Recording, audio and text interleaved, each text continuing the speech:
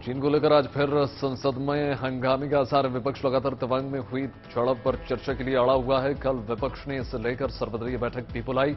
वहीं सरकार का कहना है कि ये देश सुरक्षा का मामला है जिस पर संसद में चर्चा नहीं की जा सकती। कल हंगामे के बाद दोनों सदनों में को स्थगित कर दिया गया। वहीं आज भी विपक्ष इस मुद्दे को लेकर सरकार को घेरने की तैयारी में। तवांग पर रक्षा मंत्री राजनाथ सिंह ने संसद में जवाब दे दिया है, लेकिन विपक्ष से संतुष्ट नहीं है। वो लगातार संसद में चीन के मुद्दे पर बहस की मांग उठा रहा है। आज कांग्रेस अध्यक्ष मल्लिकार्जुन खड़गे ने ट्वीट कर दिया। उन्होंने कहा कि ऐसा प्रतीत होता है कि मोदी सरकार की लाल आंख पर चीनी चश्मा लग चुका है। क्या भारतीय संसद में चीन के विरुद्ध बोलने की अनुमति नहीं? तवांग सेक्टर में झड़प के बाद चीनी सैनिकों के बोरिया बिस्तर छोड़कर जाने के जो सबूत मिले हैं वो भारत के खिलाफ चीन के झूठ का पर्दाफाश कर रहे हैं। तवांग सेक्टर में झड़प के 2 दिन बाद चीन ने अपने शिगात से पीस एयरपोर्ट पर 10 एयरक्राफ्ट तैनात कर दिए थे। सैटेलाइट तस्वीरों से इस बात की पुष्टि हो चुकी है। इन तस्वीरों के मुताबिक चीन ने एलएसी के करीब 155 किलोमीटर दूर स्थित शिगात से एयरपोर्ट को अपग्रेड किया है और यहां लड़ाकू विमान, हेलीकॉप्टर और ड्रोन तैनात कर दिए गए हैं। सैटेलाइट तस्वीरों में 7 ड्रोन भी नजर आ रहे हैं। आज से भारतीय वायुसेना अगले 2 दिन पूर्वोत्तर में एलएसी के नजदीक युद्धाभ्यास करने जा रही है। जानकारी के मुताबिक इस अभ्यास में सुखोई 30, एमकेआई और राफेल समेत भारतीय वायुसेना के तमाम लड़ाकू विमान इस अभ्यास में हिस्सा लेने जा रहे हैं। इसके अलावा एडवांस हेलीकॉप्टर और ड्रोन भी इस एक्सरसाइज में शामिल होंगी। पूर्वी कमान का ये युद्धाभ्यास तेजपुर, शाबुआ, जोरहाट और हाशिमामारा एयरबेस से होगा। पूर्वोत्तर के ही मेघालय में आज से भारतीय सेना कजाकिस्तान के साथ संयुक्त सैन्य युद्धाभ्यास करने जा रही है। ये ज्वाइंट मिलिट्री एक्सरसाइज 2 हफ्ते तक चलेगी। इस दौरान दोनों देशों की सेनाएं एंटी टेररिज्म ऑपरेशन को लेकर अपनी क्षमताओं को विकसित करेंगी। ये एक्सरसाइज दोनों देशों के बीच सैन्य सहयोग बढ़ाने की कोशिशों में लगातार एक प्रयास है। 15 से 28 दिसंबर तक चलने वाले इस अभ्यास में दोनों देशों के जवान जंगल वॉरफेयर और सेमी अर्बन इलाकों में आतंकवाद से निपटने के लिए रणनीति और कला कौशल का अभ्यास करने जा रहे हैं।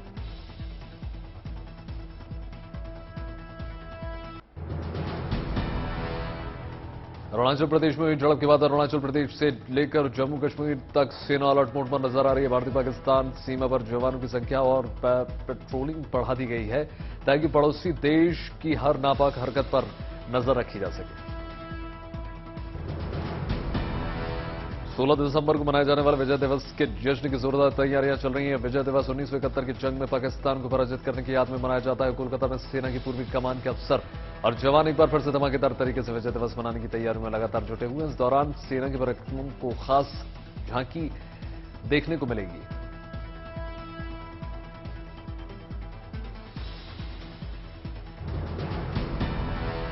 आज भारत को 36वां राफेल विमान मिल सकता है। ये राफेल कई विमानों से खास होगा। जरूरत के मुताबिक फ्रांस ने इसे स्पेयर पार्ट्स में बदलाव कर दिया है और आधुनिक सुविधाओं से लैस होने जा रहा है। फ्रांस के साथ हुए सौदे के तहत भारत को 36 राफेल विमान मिलने थे। इसमें से 35 राफेल पहले ही भारत आ चुके हैं। इन 35 राफेल विमानों को हरियाणा के अंबाला और पश्चिम बंगाल के हाशिमारा एयरफोर्स स्टेशन में तैनात किया गया। संयुक्त राष्ट्र सुरक्षा परिषद की बैठक में आतंकवाद को लेकर भारत ने पाकिस्तान और चीन को लेकर करारा जवाब दिया। पाकिस्तान के विदेश मंत्री बिलावल भुट्टो ने कश्मीर का राग अलापा तो विदेश मंत्री एस जयशंकर ने साफ कर दिया कि सीमा पार से आतंकवाद प्रायोजित करने वाले देश को उपदेश देने का हक नहीं है। तो वहीं चीन को भी आड़े हाथों ले लिया। एस जयशंकर ने कहा कि जहां एक तरफ दुनिया भर के देश आतंक के खिलाफ एकजुट हो रहे हैं, वहीं कुछ देश गुनाहगारों को सही ठहराने और बचाने के लिए अंतर्राष्ट्रीय बहुपक्षीय मंचों का इस्तेमाल कर रहे हैं। ब्रिटेन और फ्रांस समेत कई देशों ने संयुक्त राष्ट्र सुरक्षा परिषद में भारत की स्थायी सदस्यता का समर्थन किया। अमेरिका के राष्ट्रपति जो बाइडेन पहले ही भारत की सदस्यता का समर्थन कर चुके हैं। इसके अलावा भारत को रूस का भी साथ मिल चुका है। रूस के विदेश मंत्री सर्गेई लावरोव ने भी भारत की सदस्यता के समर्थन का खुला ऐलान कर दिया। अब सबकी नजरें चीन पर टिकी हुई हैं। चीन संयुक्त राष्ट्र सुरक्षा परिषद में भारत की सदस्यता का विरोध कर सकता है।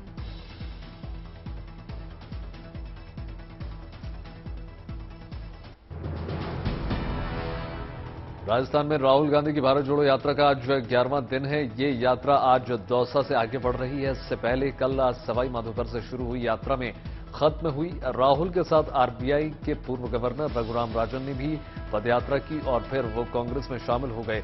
यात्रा के दौरान राहुल ने अर्थव्यवस्था को लेकर मोदी सरकार पर निशाना साधा। कल राहुल गांधी की भारत जोड़ो यात्रा के 100 दिन पूरे हो जाएंगे।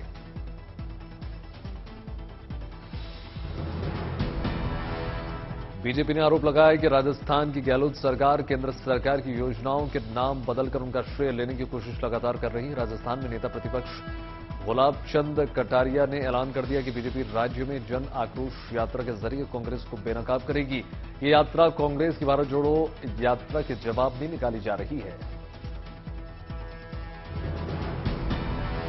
बिहार के छपरा में जहरीली शराब से मौत को लेकर सियासत लगातार गरमाई हुई है। शराब कांड में मौतों को लेकर नीतीश सरकार विपक्ष के निशाने पर लगातार बनी हुई है। आज दोपहर 2 बजे विधानसभा से सभी विधायक छपरा तक कूच करेंगे। बीजेपी नीतीश सरकार से जवाब मांग रही है तो मुख्यमंत्री नीतीश कुमार आग बबूला हो चुके हैं। बीजेपी विधायकों ने विधानसभा में सरकार के खिलाफ हंगामा किया तो मुख्यमंत्री ने चुप रहने की नसीहत दे दी। नीतीश कुमार के रवैये पर बीजेपी विधायकों ने नाराजगी जताई और कहा कि नीतीश हिटलर की तरह बर्ताव कर रहे हैं।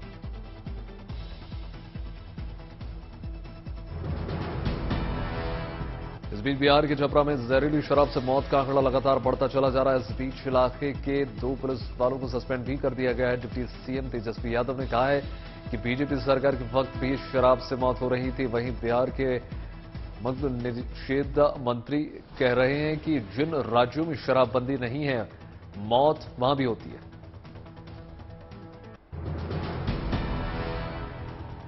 दिल्ली के इंदिरा गांधी अंतर्राष्ट्रीय हवाई अड्डे पर बढ़ रही भीड़ के मुद्दे पर आज गृह मंत्रालय में एक बड़ी बैठक हो रही है। सूत्रों के मुताबिक गृह मंत्रालय में हो रही इस उच्च स्तरीय बैठक में आईजीआई एयरपोर्ट के इमिग्रेशन और इंफ्रास्ट्रक्चर को बढ़ाने पर चर्चा लगातार हो रही है। बैठक में सिविल एविएशन सेक्रेटरी, डायल के सीनियर अधिकारी, DG CISF, IB chief, airport authority of India के चेयरपर्सन, इमिग्रेशन डिपार्टमेंट के सीनियर ऑफिसर, बीसीएएस के अधिकारी सहित तमाम एमएचए के दूसरे अधिकारी शामिल हो रहे हैं।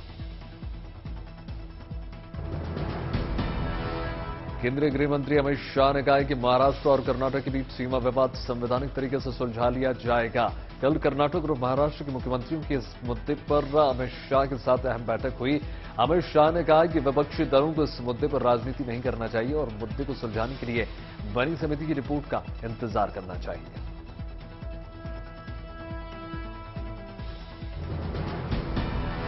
स्वामीनारायण संस्था यानी बीएपीएस के प्रमुख स्वामीनारायण स्वरूपा दास जी की जन्म शताब्दी पर अहमदाबाद में भव्य कार्यक्रम का आगाज हो गया।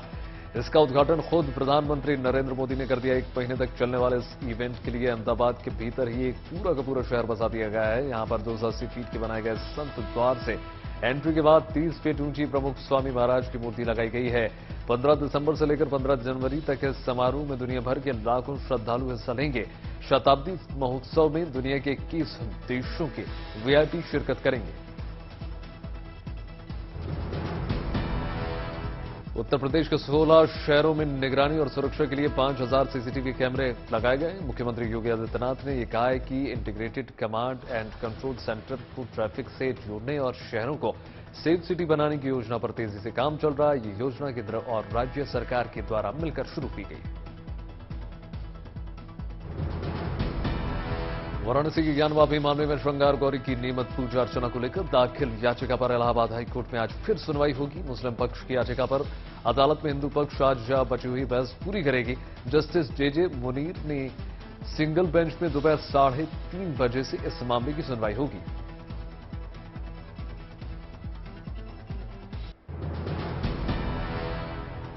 दिल्ली में आज सीजन की सबसे ठंडी सुबह रही। दिल्ली के सफदरजंग में तापमान 6.4 डिग्री और आया नगर में 5.4 डिग्री दर्ज किया गया। इस बीच दिल्ली की हवा में कुछ दिनों से सुधार के बाद एक बार फिर से प्रदूषण के स्तर में बढ़त देखी जा रही। केंद्रीय प्रदूषण नियंत्रण बोर्ड के मुताबिक आज सुबह 7 बजे वायु गुणवत्ता सूचकांक 199 दर्ज किया गया, जो मध्यम श्रेणी में आता है। कल इसी समय 157 दर्ज किया गया। तो प्रदूषण के पीछे दिल्ली में ग्रैब की स्टेज 3 की पाबंदियां लागू हैं। सर्दियां शुरू होते ही गुलाबी नगर जयपुर में टूरिज्म जोर पकड़ चुका है। यहां के तमाम टूरिज्म डेस्टिनेशन पर सैलानियों की भारी भीड़ देखने को मिल रही है। दावा की जा रहा है कि नवंबर महीने में यहां रिकॉर्ड संख्या में पर्यटक पहुंचे। दरअसल पिछले 2 साल कोरोना के कारण जोन की आवाजाही कम हो गई थी, लेकिन इस बार हालत सामान्य है तो फिर से सैलानियों की आवाजाही बढ़ गई। उज्जैन में बाबा महाकाल के दरबार में पहुंचे महाराष्ट्र के डिप्टी सीएम देवेंद्र फडणवीस। उन्होंने यहां पूजा अर्चना की और बाबा का अभिषेक किया। फडणवीस को मंदिर की ओर से स्मृति चिन्ह भी दिया गया। पूजा अर्चना के बाद उन्होंने कहा कि बाबा में उनकी अटूट आस्था है और वे लोगों के सुख समृद्धि के लिए दुआएं मांगने के लिए यहां आते रहते हैं। हैदराबाद में फलों की एक अनोखी दुकान है जिसकी चर्चा दूर दूर तक हो रही है। दावा किया जा रहा है कि इस दुकान में दुनिया के तमाम ऐसे फल मिलते हैं जो भारत में आमतौर पर देखने को नहीं मिलते। हालांकि यहां देसी फलों को भी भरमार देखने को मिलती है, लेकिन यहां आने वाले खरीदारों का खास आकर्षण वो विदेशी किस्मों के फल होते हैं जो भारत में आसानी से मिलते नहीं। यूं तो क्रिसमस अभी दूर है, लेकिन चेन्नई में अभी से इसकी रौनक देखने को मिल रही है। यहां क्रिसमस के उत्सव का आगाज हो चुका है। यहां सजे धजे क्रिसमस ट्री दिखाई देने लगे हैं और जश्न का माहौल बन चुका है। जगह जगह लोग क्रिसमस ट्री लगाने और उन्हें सजाने में लगातार जुटे हुए हैं। बाजार हो या रेस्टोरेंट, सभी क्रिसमस की खास तैयारी में मशगूल है और जमकर खरीदारी जारी है। मुंबई के पवई में हुए हादसे के दौरान एक बुजुर्ग की जान चमत्कारिक तरीके से बच गई। दरअसल सड़क पार करते वक्त बुजुर्ग बस की चपेट में आ गए और बस उनके ऊपर से गुजर गई, लेकिन उनको खरोंच तक नहीं आई। ये पूरी घटना सीसीटीवी में कैद हो गई। नवंबर में थोक महंगाई दर में बड़ी गिरावट दर्ज की गई है। सरकारी आंकड़ों के मुताबिक होलसेल प्राइस बेस्ड इन्फ्लेशन 5.85% आ गई है। ये 21 महीने का न्यूनतम स्तर है। इससे पहले फरवरी 2021 में महंगाई दर इससे कम 4.83 पर थी। पिछले साल में थोक महंगाई दर 14.87% रही। थोक महंगाई दर में गिरावट की मुख्य वजह खाद्य महंगाई में गिरावट है, जो 22 महीने के न्यूनतम स्तर 2.17% पर है। उत्तराखंड के टेरी में एक शख्स ने आत्मनिर्भरता की कोशिश अनोखी मिसाल पेश कर दी और कोरोना काल के समय हुई बेरोजगारी के बाद नवीन नौटियाल ने पहाड़ में ही मधुमक्खी पालन और मशरूम का उत्पादन कर रोजगार शुरू कर दिया। कड़ी मेहनत और लगन से अच्छी कमाई करते हुए नवीन अपने घर का भरण पोषण भी करते हैं और अब दूसरे लोगों को भी प्रोत्साहित कर रहे हैं।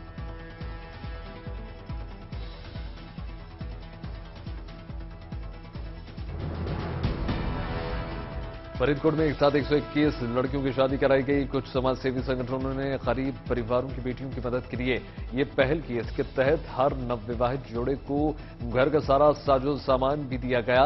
इससे पहले भी यहां कई गरीब लड़कियों की शादी करवा चुकी हैं, मगर ये पहली बार देखने को मिला कि एक साथ इतनी लड़कियों की शादी एक साथ कराई गई।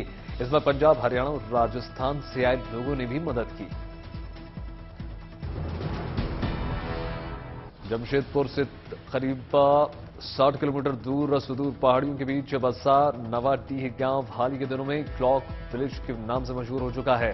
70 संथाल परिवारों वाले इस गांव की तकदीर बदलने में जुटी हुई है। मुर्मू परिवार की शीला लकड़ी को आकर्षित ढंग से काटकर उनको घड़ियों में ये तब्दील कर देती हैं और अच्छे दामों में इनको बेचा जाता है। शीला ने असम जाकर क्राफ्ट्स का काम सीखा और उसके बाद अपने गांव आकर गांव की लड़कियों को लकड़ी के वॉल क्लॉक बनाने की ट्रेनिंग दी और आज यहां लड़कियां ऐसे स्वरोजगार से अच्छी कमाई कर रही हैं। कतर की मेजबानी में खेल जा रहे फीफा वर्ल्ड कप 2022 में फ्रांस फाइनल्स मुकाबले में पहुंच चुका है। डिफेंडिंग चैंपियन फ्रांस ने सेमीफाइनल्स में मोरक्को को 2-0 से हरा दिया। फाइनल में एंट्री ले ली है। अब खिताबी मुकाबला फ्रांस की टक्कर लियोनेल मेसी की कप्तानी वाली टीम अर्जेंटीना से होने जा रही। फीफा वर्ल्ड कप 2022 की फाइनल फ्रांस और अर्जेंटीना के बीच 18 दिसंबर को खेला जाएगा।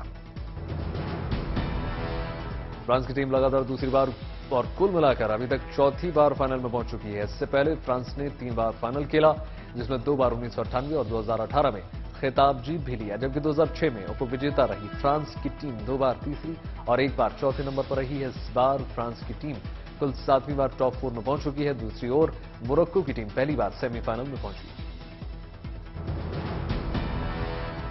फ्रांस की जीत के साथ ही फैंस के चेहरे खिल गए। लोग पेरिस में सड़क पर उतर आए और जश्न में मशगूल हो गए। फीफा सेमीफाइनल्स में फ्रांस ने जैसे ही मोरक्को को हराया, पेरिस में फुटबॉल प्रशंसक खुशी से झूम उठे। देर रात सड़क पर उत्सव जैसा माहौल बन चुका था। जमकर आतिशबाजी की गई, लोगों के हाथों में पोस्टर बैनर थे। रात भर सड़क फैंस जो है सड़क पर घूमते रहे। उधर सेमीफाइनल्स में हार के बाद मोरक्को में जबरदस्त मायूसी की लहर देखने को मिली। हार से बढ़ के मोरक्को के फुटबॉल फैन हंगामे पर उतर आए और उन्होंने जमकर बवाल काटा। मोरक्को के फैंस की पुलिस वालों के साथ झड़प हो गई।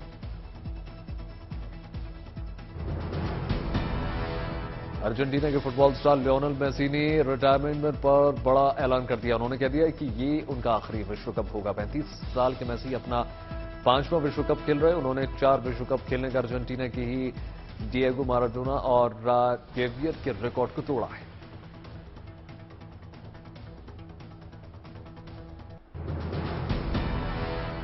फीफा वर्ल्ड कप फाइनल मुकाबले से पहले कतर की राजधानी दोहा की सुरक्षा बढ़ा दी गई है। ब्रिटिश रॉयल एयरफोर्स ने 8 फाइटर जेट्स तैनात कर दिए हैं। ये फाइटर जेट फाइनल मैच के दौरान कतर के एयर स्पेस की सुरक्षा में लगे रहेंगे। बता दें कि इजराइल के खुफिया विभाग के मुताबिक फीफा मुकाबले के दौरान ईरान से हमले की आशंका है।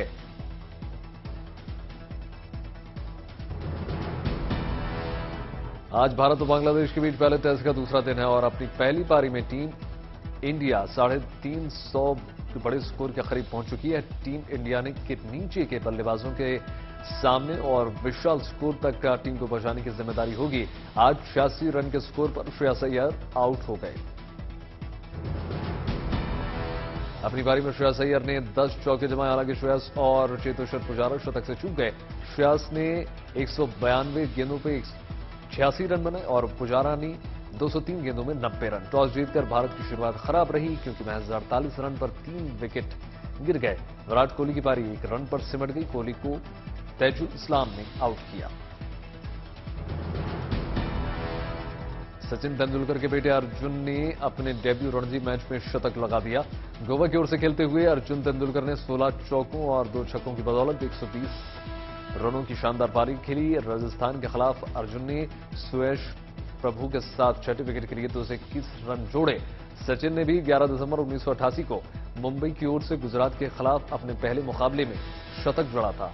तब वो 15 साल के थे। अब सचिन फर्स्ट क्लास क्रिकेट में भारत की ओर से सबसे कम उम्र के शतक जमाने वाले भारतीय बल्लेबाज बने थे। युवा क्रिकेटर ईशान किशन ने टीम इंडिया के पूर्व कप्तान महेंद्र सिंह धोनी के नक्शे कदम पर चलते हुए बिजनेस में कदम रख दिया है। एक दिवसीय मैच में रिकॉर्ड दोहरा शतक बनाने के बाद ईशान ने इंफ्रास्ट्रक्चर डेवलपमेंट के क्षेत्र में अपना हाथ आजमाने का फैसला कर दिया है। उन्होंने रांची से सटे सिमंडिया रिंग रोड स्थित धोनी के ही फार्म हाउस के नजदीक स्थित इंडियन ऑयल पेट्रोल पंप के बगल में अपने प्रोजेक्ट का भूमि पूजन किया।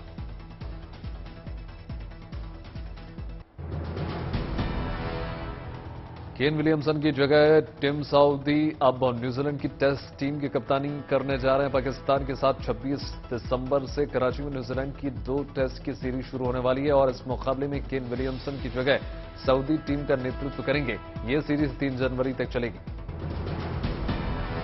यूक्रेन के राष्ट्रपति ज़ेलेंस्की ने कह दिया है कि सरहदों पर शांति नहीं है। एक वीडियो संदेश में उन्होंने दावा कर दिया कि रूसी सेना ने पूर्वी इलाके में भारी नुकसान कर दिया।